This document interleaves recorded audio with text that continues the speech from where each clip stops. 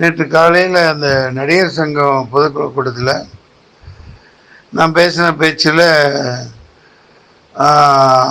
சினிமாவை கெடுக்கிறதுக்காக சில அரசியல் கட்சி ஆரம்பிக்கிறாங்க. இந்த மாதிரி திருச்சி சில பேர் விஷமத்தனமாக பிரச்சாரம், அதாவது இந்த மாதிரி யூடியூப்பில் வந்துக்கிட்டு இருக்கு. உண்மையில் தம்பி விஜய் கட்சி ஆரம்பிக்கிறாங்க.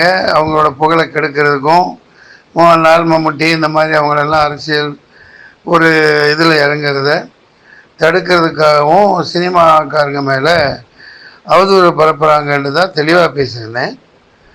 அதை சில அரசியல் கட்சி ஆரம்பிக்கிறாங்க அப்படின்னு இந்த தம்பி விஜய் பாயிண்ட் பண்ணி சொல்கிற மாதிரியும் நான் அந்த மாதிரி அந்த பேட்டியில் சொல்லலை. அதை கொஞ்சம் தெளிவுபடுத்தி எல்லா ஊடகங்களுக்கும் தயவு செஞ்சு அனுப்பிச்சிடுங்க. தெளிவாக இருக்கும் அந்த பேட்டியில். அது எப்படி புரிஞ்சு எப்படி ஒரு தீய எண்ணத்தோடையே அதை பரப்பியிருக்காங்கன்னு எனக்கு தெரியல. அது தம்பி விஜய் அவர்களின் கவனத்துக்கு இது கொண்டு போகவும் இல்லை. பொதுவாகவே அந்த பேட்டியை பார்த்தாவே தெரியும், சினிமா நடிகர்களை அவங்க கேவலப்படுத்த நினைக்கிறாங்கன்னு சொல்ல வந்ததை நடிகர் கட்சி ஆரம்பிச்சிருக்காரு, அவரையும் கெடுக்க, அவர் இமேஜை கெடுக்க பார்க்குறாங்கன்னு சொன்னதை தவறாக பிரச்சாரம் பண்ணி எனக்கு கெட்ட பேர் வாங்கி கொடுக்க நினைக்கிறாங்க. நேற்று காலையில் அந்த நடிகர் சங்கம் பொதுக்குழு கூட்டத்தில் நான் பேசின பேச்சில்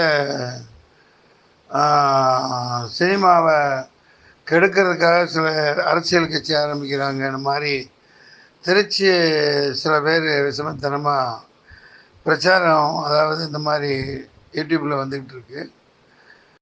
உண்மையில் தம்பி விஜய் கட்சி ஆரம்பிக்கிறாங்க. அவங்களோட புகழை கெடுக்கிறதுக்கும், மோகன்லால், மம்முட்டி இந்த மாதிரி அவங்களெல்லாம் அரசியல் ஒரு இதில் இறங்குறத தடுக்கிறதுக்காகவும் சினிமாக்காரங்க மேலே அவதூறு பரப்புகிறாங்கன்னு தான் தெளிவாக பேசியிருந்தேன். அதை சில அரசியல் கட்சி ஆரம்பிக்கிறாங்க அப்படின்னு இந்த தம்பி விஜய் பாயிண்ட் பண்ணி சொல்கிற மாதிரியும் நான் அந்த மாதிரி அந்த பேட்டியில் சொல்லலை. அதை கொஞ்சம் தெளிவுபடுத்தி எல்லா ஊடகங்களுக்கும் தயவு செஞ்சு அனுப்பிச்சிடுங்க. தெளிவாக இருக்கும் அந்த பேட்டியில்.